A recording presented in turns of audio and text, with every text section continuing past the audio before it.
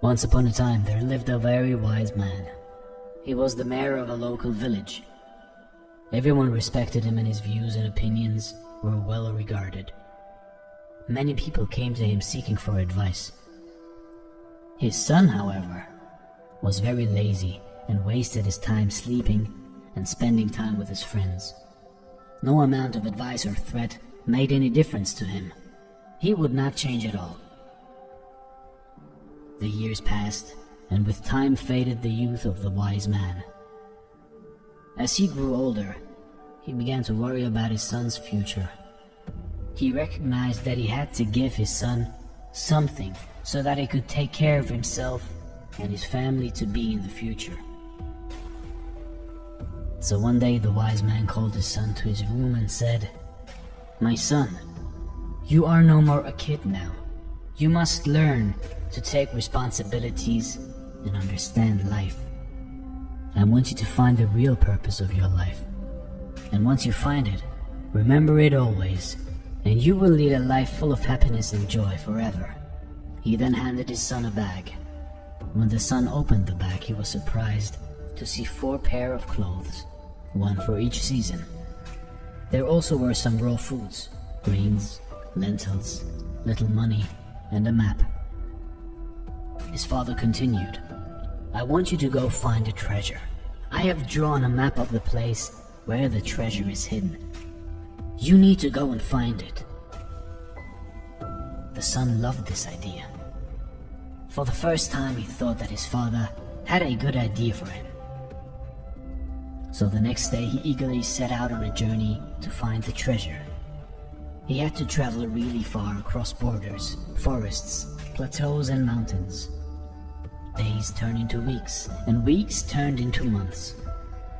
Along the way he met a lot of people. He was helped by some with food and by some with shelter. He also came across robbers who tried to rob him, and people who tried to cheat him. He experienced the best and the worst of humanity on his way. Slowly the season changed, and so did the landscapes along with it. When the weather was unpleasant, he halted for the day and continued his journey when the weather cleared. Finally, after a long year, he reached his destination. It was a cliff. The map showed the treasure being placed below the cliff under the tree.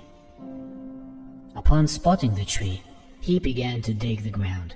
He searched and searched, around it, under it, over it, but found nothing.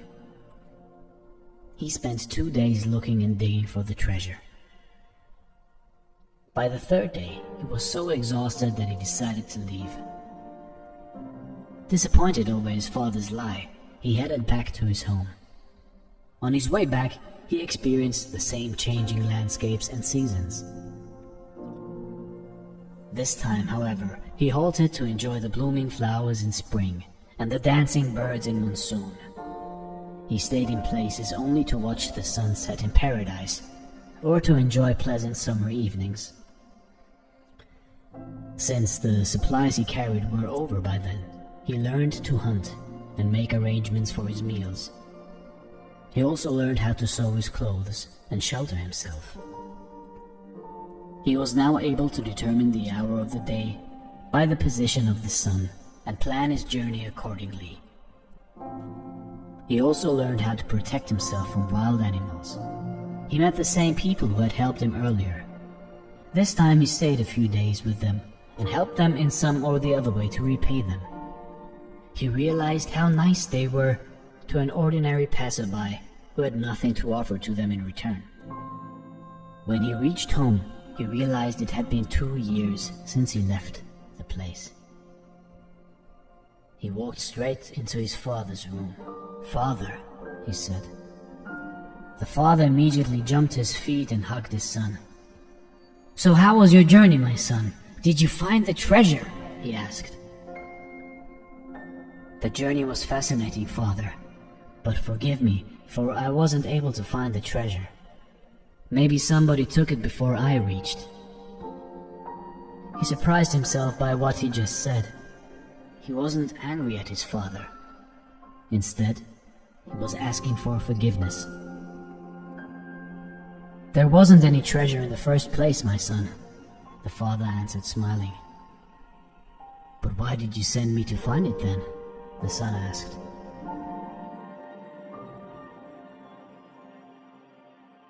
I will surely tell you why, but first you tell me, how was your journey to the place? Did you enjoy it? Of course not, father. I had no time. I was worried someone else would find the treasure before I did. I was in a hurry to reach the cliff. But I did enjoy the journey on my way back home. I made many friends and witnessed miracles every day. I learned so many different skills and the art of survival. There was so much I learned that it made me forget the pain of not finding the treasure. Exactly, my son. I want you to lead your life with a goal, but if you remain too focused on the goal, then you will miss out the real treasures of life. The truth is, life has no goal at all, other than to just experience it and grow with every single day. The purpose of life is to live it, to taste experience to the utmost, to reach out eagerly and without fear for newer and richer experience. Eleanor Roosevelt. Thanks for watching.